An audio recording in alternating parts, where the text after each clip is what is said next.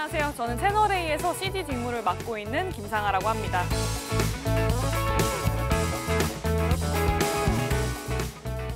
네, 사실 채널A 하면 보통 뉴스 아니면 방송 이 분야를 많이 생각하실 건데요. 저희 CD 직무는 크리에이티브 디렉터라고 해서 우리가 흔히 알고 있는 SNS, 유튜브, 인스타그램, 틱톡, 페이스북과 같은 다양한 플랫폼에서 디지털 콘텐츠를 제작하는 업무를 하고 있습니다. 저희 팀은 X스페이스 팀이라는 이름을 가지고 있고요. 말 그대로 X, 무한한 확장을 할 수 있는 팀이다라는 의미로 기존의 방송이라는 틀에서 벗어나서 디지털에서 저희가 더 자유롭고 더 다양한 콘텐츠를 만들기 위해 새롭게 신설된 팀입니다. 사실 기존에 우리가 흔히 영상을 만들고 방송을 하고 이제 뭐 디지털을 하는 직군도 따로 직무나 직군도 이름을 붙이기보다는 PD라는 이름으로 많이 쓰고 있었습니다. 그런데 저희 채널A는 디지털의 굉장히 중요성을 인지를 하고 이러한 부분들을 더 확장시키고 다양한 사업들을 해보기 위해 크리에이티브 디렉터라는 CD 직무를 만들었습니다. 제가 지금 속해 있는 X스페이스 팀은 전부 다 CD라는 직군으로 이루어져 있고요. 보통 사람들이 생각할 때 영상을 한다라고 하면 뭐 신문방송학과를 전공을 한다던가 영상을 전공한다던가 이렇게 되게 생각을 하지만 저희 팀은 디자이너도 있고 공대를 나온 친구도 있고 다양한 분야에서 이제 디지털 업무를 할 수 있게 다양한 분야에 관심이 있는 사람들이 모여있는 조직이다라고 생각을 하시면 될 것 같습니다. 저희 X스페이스 팀은 현재 평균 연령이 26살입니다. 지금 제가 저희 팀의 팀장을 담당을 하고 있는데 저도 97년생이고요. 가장 젊은 친구는 01년생으로 구성이 되어 있습니다.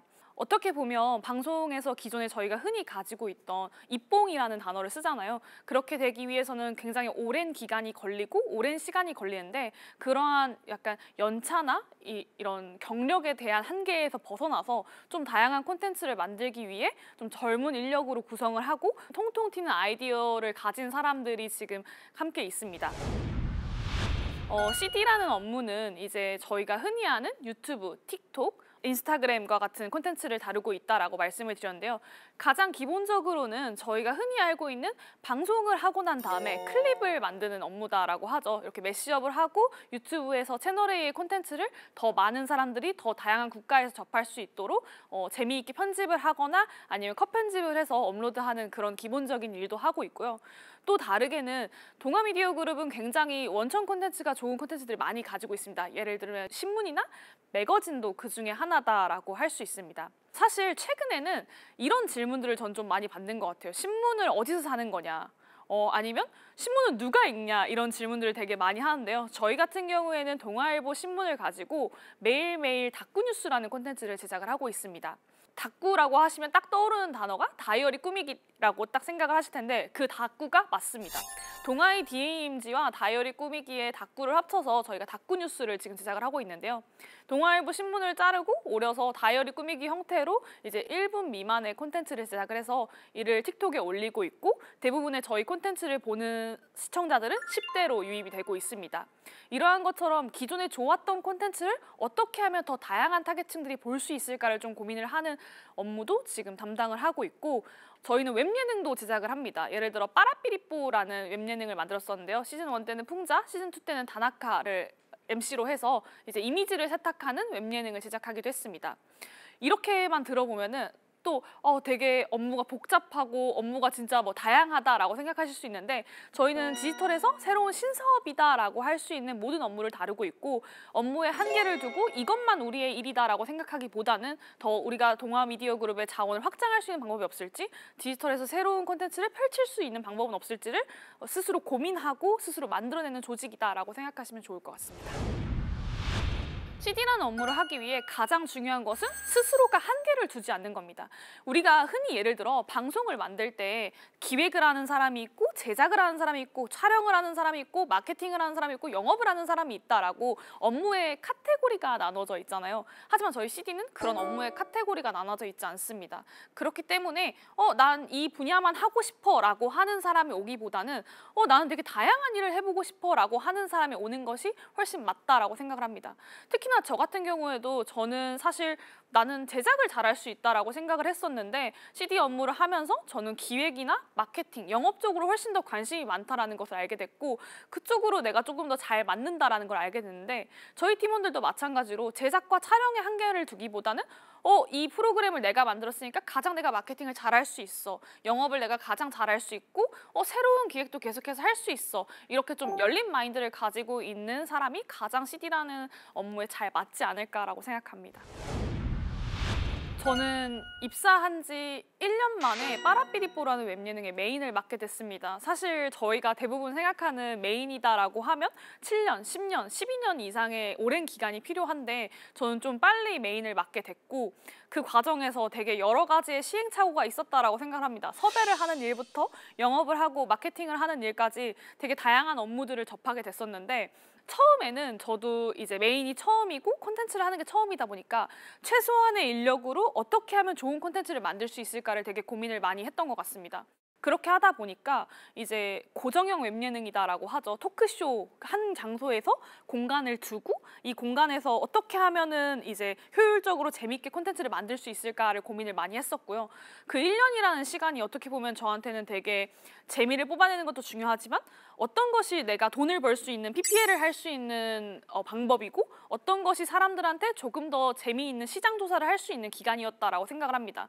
그래서 저는 빠라삐리뽀 원 때는 사실 고정형 세트에서 토크물로 2명의 사람만 놓고 했다면 이제 코로나가 지나고 나서 시민들이 어떤 걸 더 좋아하고 시민들을 참여할 수 있고 좀 장소를 바꿔서 다양한 영업 PPL을 좀 해보면 어떨까라는 생각에 시즌 2 때는 이제 고정형 장소에서 벗어나서 식당이라던가 가게라던가 여러 곳을 방문하기도 했고 포맷 자체를 바꿔서 이제 시민 인터뷰를 하기도 했었습니다.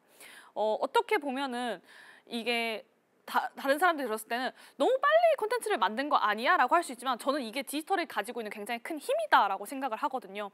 이제 모든 걸 갖춘 사람만이 메인을 할 수 있는 게 아니라 열린 생각을 가지고 다양한 경험을 해보고 싶은 사람들이 도전을 할 수 있는 장이 디지털이지 않나라는 생각을 가장 크게 하게 되었고 그 뒤로 사실 저희 팀은 협업을 하고 새로운 업무를 만들어가는 과정에 있어서 두려움이라기보다는 새로운 콘텐츠를 어떻게 하면 잘 만들 수 있을지 생각하고 본인이 아까도 제가 앞서 말씀드린 바와 같이 나는 기획만 할 거야, 마케팅만 할 거야, 제작만 할 거야 라는 한계를 두지 않고 모두 열고 다양한 업무를 직접 다 뛰어볼 수 있는, 필드에서 뛰어볼 수 있는 큰 경험이지 않았나 싶습니다.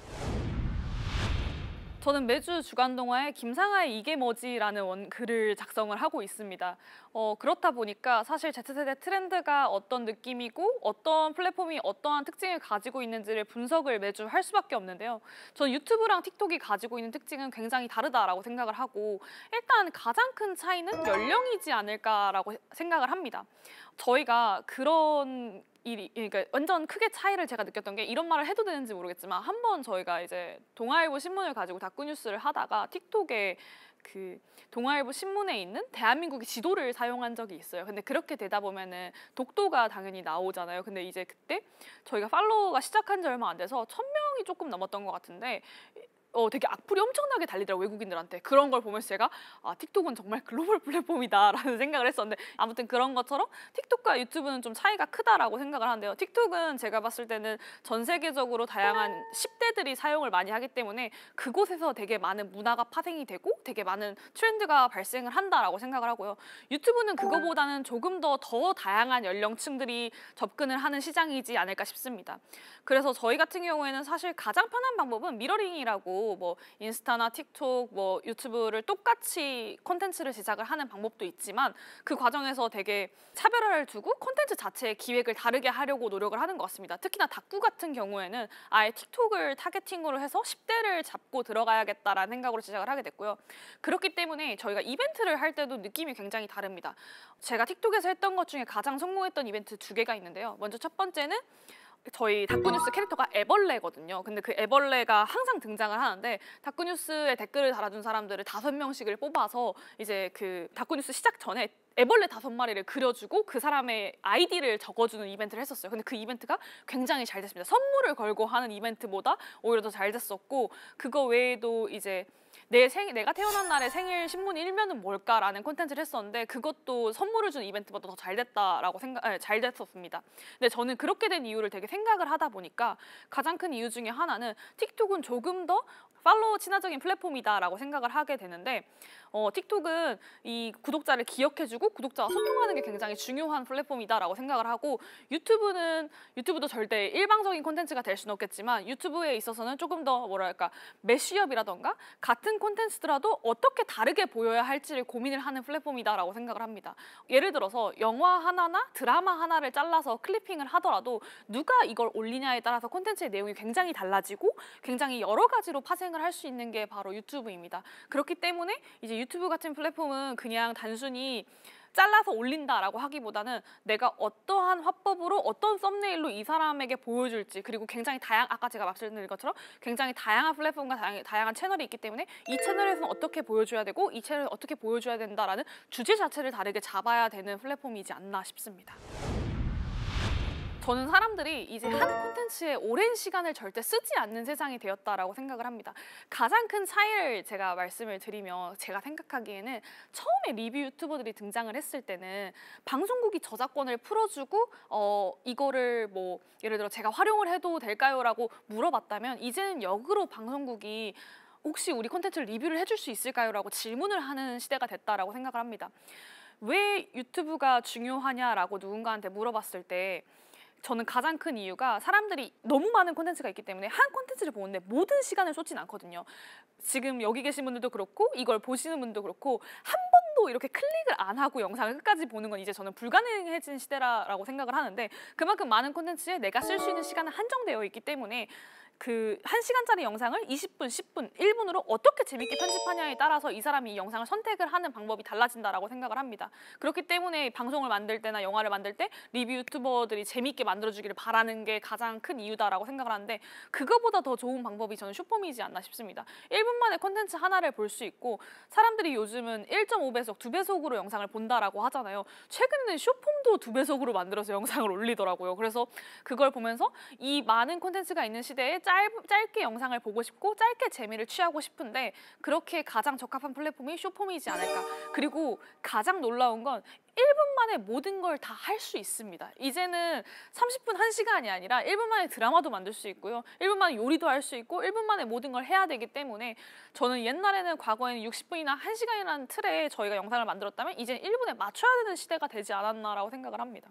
최근에 영화도 쇼폼으로 등장을 하기 시작을 했더라고요. 이제는 뭐 4분짜리 영화, 그 현대에서 만들었던 밤낚시라는 영화가 있었는데 손석구 주연의 영화가 있었는데 그런 영화도 있었고 뭐 공포 영화 중에 44분에 맞춰서 편성을 한 영화도 있었는데 이제는 콘텐츠가 긴 게 중요한 게 아니라 진짜 콘텐츠가 길 거면 그 정도의 가치와 이유가 있어야 되는 세상이 되지 않았나 싶습니다.